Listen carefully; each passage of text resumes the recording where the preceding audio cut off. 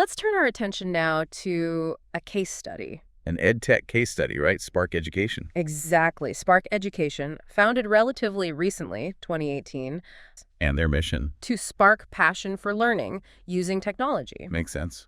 How does the platform work? It's described as interactive, animated, and gamified. It features these cute and appealing characters, Benny, Abby, Casey. So, engaging for kids. Yeah, they introduce lessons through engaging stories. And a key aspect of Spark's design, mentioned in the source, is its ability to cater to different learning styles. Visual, audio, textual. Right, which is crucial given how differently students absorb information. Absolutely. The source shared a really compelling anecdote about that. Oh, yeah. About a visual learner, a daughter, who struggled with traditional textual math. But she excelled as an artist.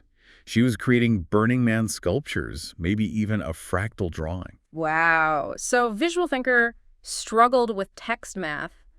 Makes sense. And that anecdote just beautifully illustrates why Spark's multimodal approach, hitting visual, audio, text, is so vital. It reaches different kinds of learners. Exactly. So what does this all mean for their business model? That's always the question. Right. The source unpacks a really critical insight here. The distinction between the user and the transactor. User versus payer. Yeah. Classic distinction. In Spark's case, the K-12 kids are the users, obviously. They use the platform. But millennial parents, or maybe Gen Xers, are the transactors. They're the ones paying the bills. Right. The source used the Red Bull analogy, which I thought was great. How does that work? You, the consumer, drink the Red Bull. But the distributors, the stores, they are Red Bull's actual customers. I see. Red Bull sells to the distributor sells to you, the transactor is the distributor. Exactly. And that distinction, user versus transactor, it feels incredibly powerful for understanding almost any business, doesn't it? It really does. It clarifies where the value proposition needs to lie for different stakeholders. Who are you really selling to? So looking ahead for Spark, any strategies discussed? Several proposed strategies came up in the source.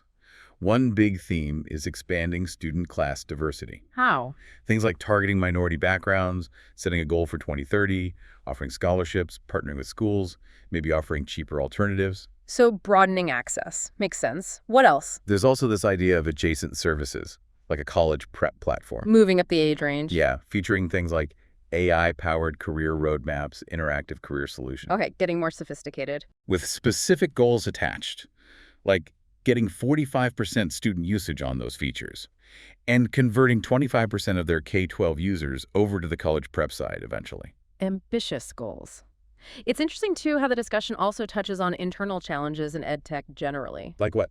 Like Canvas, the big learning platform, potentially becoming too complicated. Feature bloat.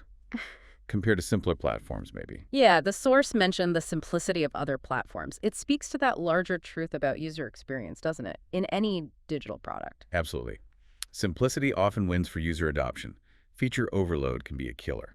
It's truly a disruptive moment. We're seeing rapid evolution that's already reshaping recently established tech model. It forces us to challenge our assumptions about access, cost. The very nature of these digital services, it's a stark reminder that in tech, what's cutting edge today can be fundamentally redefined tomorrow. You got it. How might you rethink your own approach?